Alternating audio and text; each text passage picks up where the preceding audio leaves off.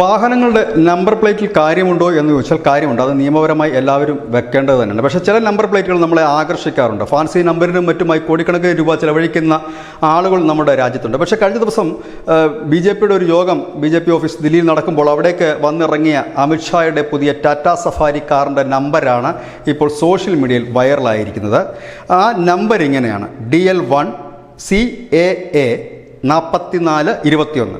ഇതിനകത്ത് ഈ നമ്പർ ശ്രദ്ധിച്ച് നോക്കുമ്പോഴാണ് DL1 പിന്നെ ഉള്ളത് CAA എന്നുള്ള ആ 3 അക്ഷരങ്ങളാണ്. അതായത് സിറ്റിസൺഷിപ്പ് അമെൻമെൻറ്റ് ആക്ടിൻ്റെ ചുരുക്കെഴുത്താണ് CAA, പൗരത്വ ഭേദഗതി നിയമത്തിൻ്റെ ചുരുക്കെഴുത്താണ്. ഏതായാലും ആ ഒരു നമ്പർ പ്ലേറ്റുള്ള കാറിലാണ് അമിത്ഷാ വന്നിറങ്ങി. ഇതിനെ പല രീതിയിൽ വ്യാഖ്യാനിക്കുന്നവരുണ്ട്. ഈ സോഷ്യൽ മീഡിയയിലൊക്കെ ഇതിനെ നർമ്മത്തോടു കൂടി കാണുന്നവരുമുണ്ട്. ചിലർ പറയുന്നു ഈ നമ്പർ പ്ലേറ്റ് തന്നെ എല്ലാ കാര്യങ്ങളും വ്യക്തമാക്കി പറഞ്ഞു. കാരണം ഇപ്പോൾ ഈ അമിത്ഷാ തന്നെയാണ് പൗരത്വ ഭേദഗതി നിയമം 2019 കൊണ്ടുവരുന്നത്.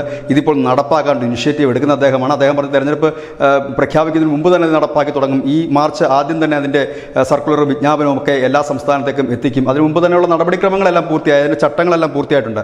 BJPക്കാർ പറയുന്നത് ഈ തെരഞ്ഞെടുപ്പിൻ്റെ പെരുമാറ്റച്ചട്ടവുമൊക്കെ വന്നു കഴിഞ്ഞാൽ ഒരുപക്ഷെ ഈ പൗരത്വ ഭേദഗതി നിയമത്തെക്കുറിച്ച് കൂടുതൽ കാര്യങ്ങൾ ആഭ്യന്തരമന്ത്രിക്ക് പറയാൻ കഴിയില്ല. ആ സമയത്ത് ഈ വാഹനത്തിനകത്ത് എല്ലാം ഉണ്ട്. ഈ നമ്പർ പ്ലേറ്റ് നോക്കുമ്പോൾ കൃത്യമായി തന്നെ ഒരു സന്ദേശം ജനങ്ങൾക്ക് എത്തിക്കാൻ കഴിയുമെന്ന് അവരും പറയുന്നു. ഏതായാലും നമ്പർ പ്ലേറ്റിൻ്റെ വെറൈറ്റി കൊണ്ടും ഈ പൗരത്വ ഭേദഗതി ബില്ല് കൊണ്ടുവന്നത് അമിത്ഷായാണ്. അത് കൃത്യമായി തന്നെ അതിൻ്റെ ചട്ടക്കൂടുകൾ റെഡിയാക്കിക്കൊണ്ട് അത് നടപ്പാക്കാൻ കർശനമായ രീതിയിൽ മുൻപോട്ട് നിൽക്കുന്ന ഒരു നേതാവും മന്ത്രിയും കൂടെയാണ് ഈ അമിത്ഷാ. അതുകൊണ്ട് തന്നെ അദ്ദേഹത്തിൻ്റെ ഈ നമ്പർ പ്ലേറ്റ് ശ്രദ്ധേയമായി മാറുന്നു.